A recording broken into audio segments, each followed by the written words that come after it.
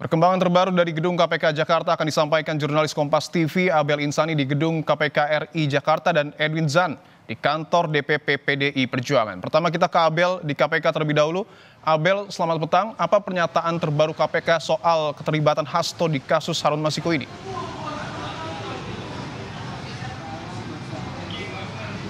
Ya, selamat sore Dipo dan juga saudara. Memang untuk saat ini dari KPK belum ada statement resmi perihal Hasto Kristianto ini sebagai tersangka atas kasus dugaan suap yang dilakukan oleh Harun Masiku. Tetapi memang ada dugaan kebocoran SPDP begitu ya, di mana SPDP ini merupakan surat pemberitahuan dimulainya penyidikan, di mana SPDP ini ditujukan ke Sekjen PDIP Hasto Kristianto, dan memang hingga saat ini belum ada terkait dengan statement dari KPK, apakah memang Hasto Kristianto atau terkait dengan SPDP yang bocor ini, bagaimana ini belum ada statement resmi dari KPK, karena memang hingga saat ini kami juga menunggu yang nantinya akan ada konvers dari KPK yang dimulai pada pukul 17 atau pukul 5 sore waktu Indonesia Barat. Kalau kita melihat sedikit Dipo dan juga saudara, atau kita mundur sedikit, Hasto Kristianto atau Sekjen PDIP ini memang sudah pernah diperiksa oleh KPK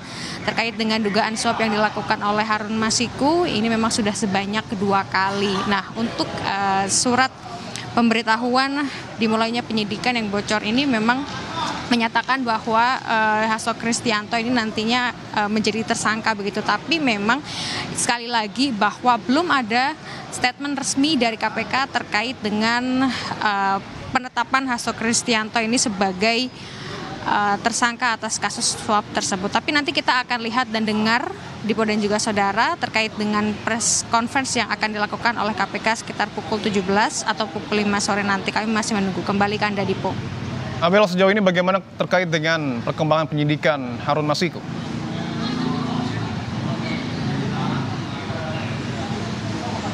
Ya, tentu masih terus digali Dipo dan juga saudara terkait dengan penyelidikan kasus Harun Masiku, karena memang sudah ada beberapa saksi yang dipanggil, termasuk kemarin yang terakhir pada tanggal 18 Desember 2024 ini ada Yasona Lawli yang dipanggil oleh KPK untuk memberikan keterangan terkait pada saat menjabat sebagai Kemenkumham begitu ya. Ia juga mendapat wewenang terkait dengan siapa saja yang bisa masuk dan juga keluar negeri, termasuk siapa saja yang bisa masuk ke dalam negeri. Dan pada saat itu atau pada tahun 2020 Harun Masiku terlihat atau ada di Singapura. Nah, ini juga menjadi pertanyaan pada saat itu oleh KPK kepada Yasona Lawli terkait dengan wewenangnya pada saat menjadi Kemenkumham dan hubungannya dengan jabatannya pada saat itu untuk bisa mengetahui apa benar menyembunyikan ataupun juga ada sangkut pautnya terkait dengan keberadaan Harun Masiku yang pada saat itu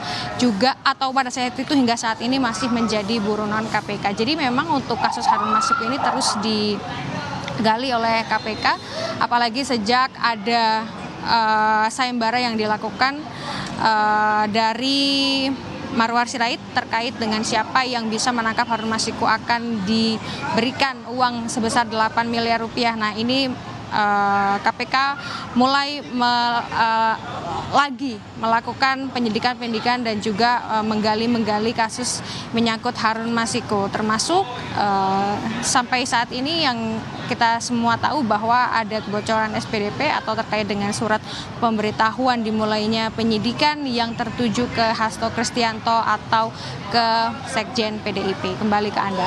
Baik, berikutnya kita temui Edwin Zan, jurnalis Kompas TV di kantor DPP PDIP Jakarta. Edwin, selamat petang. Apa sudah ada tanggapan PDI Perjuangan soal rencana segera penyataan KPK terkait kasus Harun Masiku ini, Edwin?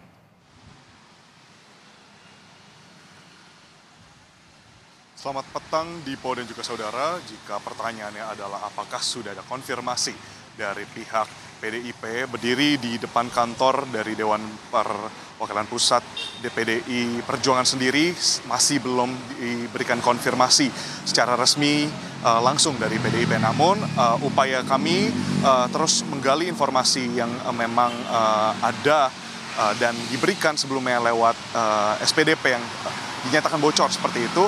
Memang kita melihat dari jawaban juru bicara PDI Perjuangan, yakni di sini Aryo Seno Bagoskoro yang menyatakan bahwa belum ada informasi resmi yang diterima oleh pihak PDI Perjuangan. Nah, di sisi lain, di saat yang bersamaan di sini dari Seno sendiri juga meminta untuk kinerja dari lembaga antirasuah KPK dapat bekerja secara profesional.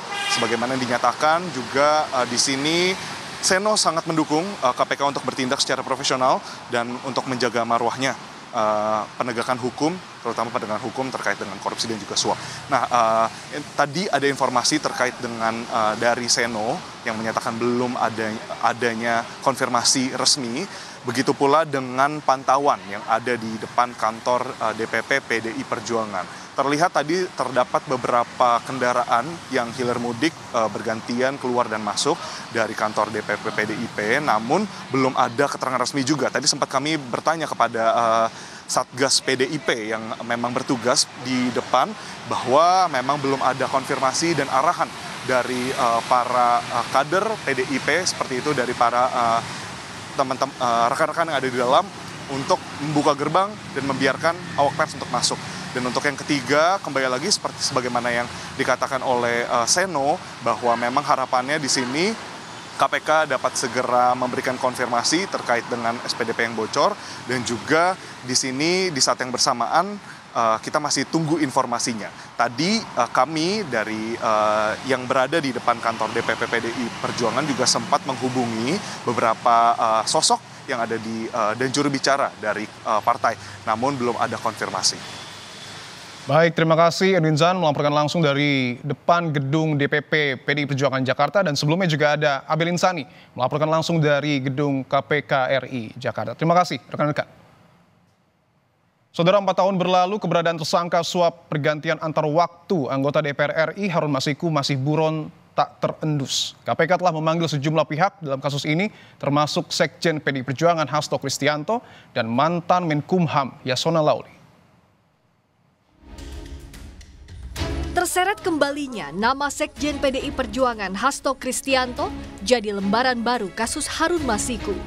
Tak hanya Hasto yang dipanggil penyidik KPK untuk diperiksa dalam kasus Harun Masiku, Rabu pekan lalu, mantan Menkumham Yasona Lauli yang juga politisi PDIP diperiksa KPK dalam kasus ini. Usai menjalani pemeriksaan selama kurang lebih 7 jam, Yasona menyampaikan dirinya diperiksa KPK terkait kasus Harun Masiku.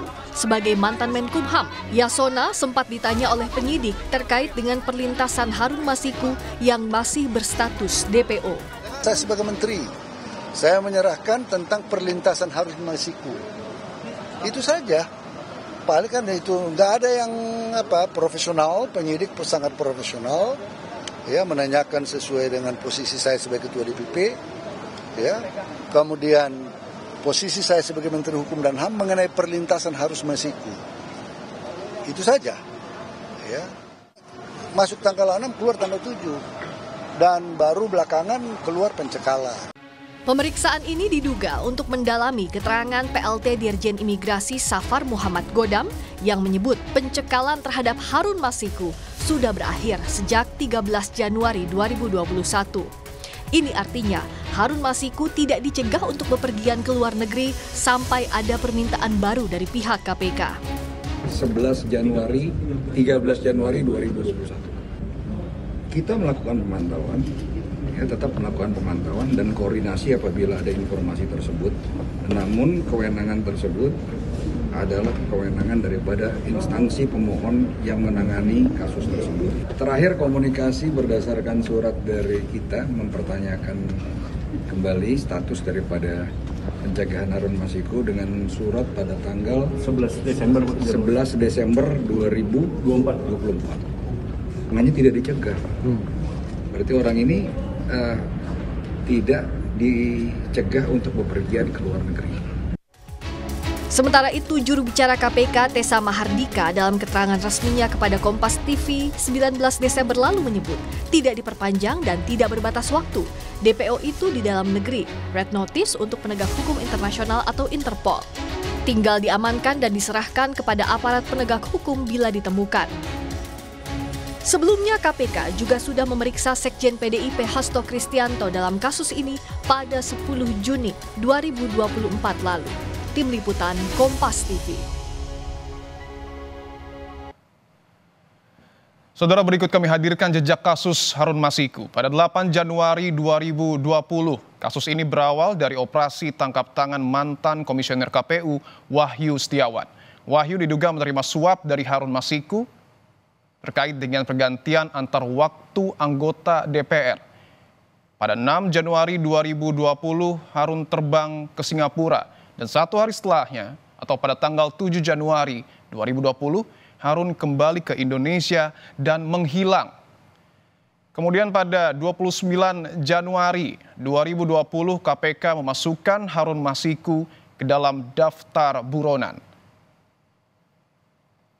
Pada 30 Juli 2021, Harun Masiku masuk ke dalam daftar buronan internasional atau Red Notice.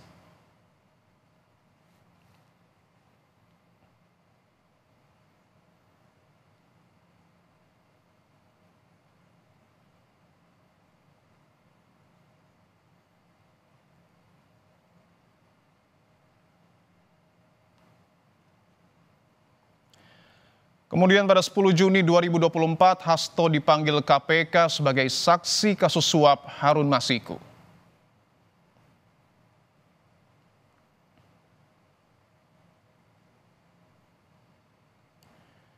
Dan pada 6 Desember 2024, KPK terbitkan kembali DPO Harun Masiku.